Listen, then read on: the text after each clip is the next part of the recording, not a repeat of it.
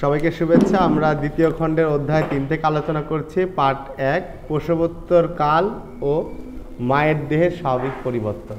প্রসবোত্তর কি আর প্রসব পূর্ব কি? পূর্ব মানে কি আগে, আর উত্তর মানে পরে।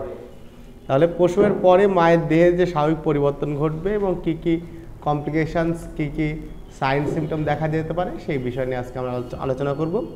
প্রসবোত্তর কাল কি? প্রসবের পর থেকে শুরু করে 6 সপ্তাহ সময়কে প্রসবোত্তর কাল বলে। অর্থাৎ প্রসবের পরে প্রজনন অঙ্গগুলো স্বাভাবিক অবস্থায় ফিরে আসতে যে সময় দরকার তাকে প্রিপেরিনিয়াম পিরিয়ড বা প্রসবোত্তর কাল বলা হয়। মায়ের বাচ্চার ডেলিভারি হওয়ার পর থেকে শুরু করে কতটুকু সময়? 6 সপ্তাহ, মানে 1.5 মাস, তাই না? এই 6 সপ্তাহ সময়ের মধ্যে মায়ের প্রজনন অঙ্গগুলো আবার যথাস্থানে ফেরত আসে। এই যে সময়টা, এই সময়টাকে কি বলা হচ্ছে? প্রসবোত্তর কাল। প্রসবের পরে মায়ের দেহের স্বাভাবিক পরিবর্তন। লচিয়া বা জরায়ু স্রাব। প্রসবের পর অর্থাৎ শিশু ভূমিষ্ঠ হওয়ার পরপরই জরায়ু থেকে যে স্রাব যোনিপথে বের হয় তাকে লচিয়া বলে। এই লচিয়া 3 ধরনের হতে পারে। একটা হচ্ছে লচিয়া রুব্রা, একটা লচিয়া সেরোসা, একটা লচিয়া অ্যালবা।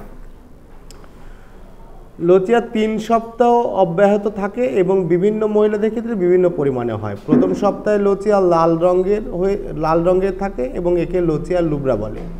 যদি লচিয়া লুব্রা 7 দিনের বেশি সময় ব্যাহত থাকে তবে বুঝতে হবে যে জরায়ুতে গর্ভফুল, মেমব্রেন বা রক্তের জমাট বাঁধা অংশ ইত্যাদি সম্পূর্ণরূপে বের হয়নি, বা জরায়ুতে ইনফেকশন বা সংক্রমণ রয়েছে যা নাকি পরবর্তীতে অতিরিক্ত রক্তক্ষরণের কারণ হতে পারে।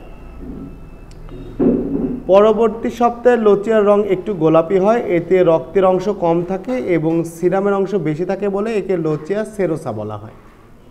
তৃতীয় সপ্তাহে লচিয়া ক্রমান্বয়ে সাদা রঙে পরিণত হয় এবং একে লচিয়া অ্যালবা বলা হয়। সাধারণত 21 দিনের মধ্যে স্রাব বন্ধ হয়ে যায়। এই সময় অতি সহজে ইনফেকশন হতে পারে বলে সর্বদা পরিষ্কার পরিচ্ছন্নতার দিকে খেয়াল রাখতে হয়। পরিষ্কার প্যাড বা রোদে শুকানো কাপড় ব্যবহার করতে হয়। প্রতিবার মলত্যাগের পর কিংবা প্যাড কাপড় বদলানোর পর কুসুম গরম পানি ব্যবহার করা উচিত। এতটুকু তো বুঝতে পেরেছো, তাই না? আচ্ছা, জরায়ুর সংকোচন, ইনভুলেশন হয়ে স্বাভাবিক অবস্থায় ফিরে আসা। এই প্রক্রিয়া প্রসবের পর জরায়ু ক্রমান্বয়ে প্রায় গর্ভ অবস্থার আগের অবস্থায় ফিরে যায়। ক্রমসংকোচনের হার নিচে উল্লেখ করা হল। প্রথম 24 ঘন্টায় কোনো পরিবর্তন হয় না। দ্বিতীয় এবং 11তম দিন পর্যন্ত জরায়ুর উচ্চতা ফান্ডাস প্রতি 24 ঘন্টায় 1 থেকে 2 ইঞ্চি হারে কমে যেতে পারে। দেখো না, বাচ্চা ডেলিভারি হওয়ার পর মায়ের পেটটা অত বড়ই থাকে না, মনে হয় বাচ্চা আরেকটা আছে। বেসিক্যালি এরকম না, প্রথম 24 ঘন্টায় কোনো ধরনের পরিবর্তন হবে না। তারপরে দ্বিতীয় দিন থেকে 11তম দিন পর্যন্ত আস্তে আস্তে ফান্ডাসটা, মায়ের তলপেটের উচ্চতাটা কমতে থাকে এবং প্রতি 24 ঘন্টা কতটুকু কমবে? 1 থেকে 2 ইঞ্চি করে কমে যাবে। 11তম দিনে জরায়ুর পিউবিস সিম্ফাইসিস পেছনের দিকে চলে আসে এবং পেলভিকের অঙ্গ হিসেবে থাকে। তার মানে পেলভিকের যে অঙ্গ হিসেবে সেটা জরায়ু আবার আগের অবস্থায় 11তম দিন থেকে ফেরত যায়। 6 সপ্তাহ জরায়ু গর্ভাবস্থার আগের অবস্থায় ফেরত আসে। 6 সপ্তাহ যখন হয়ে যাবে তখন জরায়ুটা আবার আগে যে অবস্থায় ছিল সে আগের অবস্থায় ফেরত যাবে। স্তন থেকে দুধ নিঃসৃত হওয়া। পিটুইটারি গ্রন্থি হতে নিঃসৃত প্রোল্যাক্টিন হরমোনের প্রভাবে স্তনে দুধ তৈরি হতে শুরু করে এবং শিশু খেতে শুরু করে, যার ফলে প্রতিদিন স্তন বেশি বেশি দুধ তৈরি করতে থাকে। তাহলে এটুকু বোঝা গেছে যে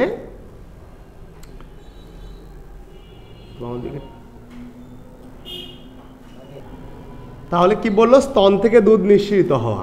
পিটুইটারি গ্ল্যান্ড থেকে প্রোল্যাক্টিন হরমোন নিঃসৃত হয়। এই হরমোনের প্রভাবে মায়ের বুকে দুধ আসে এবং বাচ্চা সে দুধ কী করে? খেতে শুরু করে এবং ধীরে ধীরে দুধটা তৈরি হতে থাকে। এখন আমরা সচরাচর যে জিনিসটা খেয়াল করি সেটা হচ্ছে, প্রথম কমপ্লেনই হচ্ছে আমার বাচ্চা তো দুধ পাচ্ছে না। তো প্রথম দিনই তো এত বেশি হরমোন নিঃসৃত হবে না, এত বেশি দুধ উৎপন্ন হবে না। এই জন্য কী বল, আগেকার দিনে মানুষ বলতো দুধ তৈরি হতে 2.5 দিন সময় লাগে, তাই না?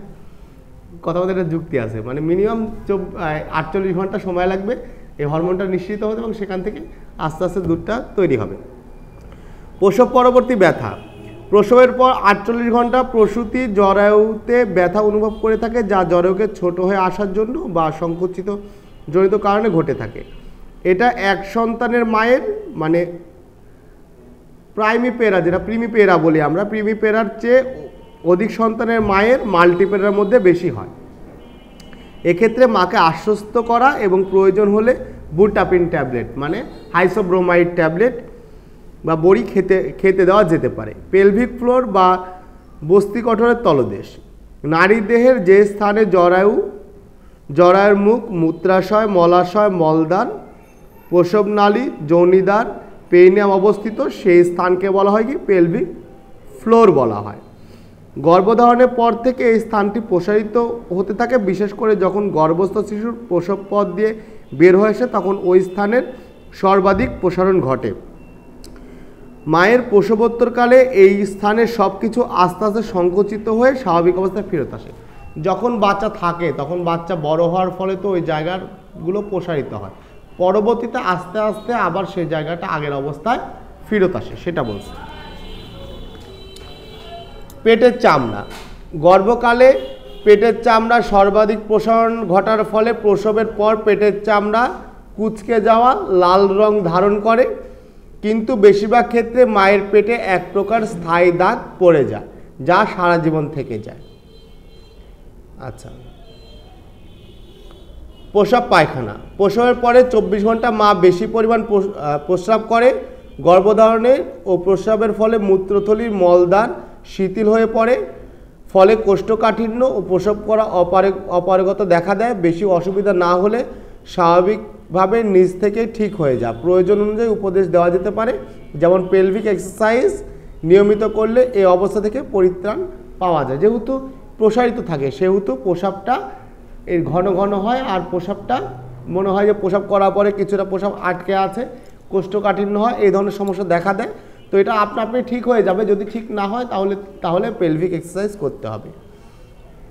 ভেরিকোজ ভেইন, স্বাভাবিক অবস্থায় কারো কারো পায়ের ভেরিকোজ ভেইন থাকলে প্রসবের পর নিজে থেকেই তা সেরে যায়।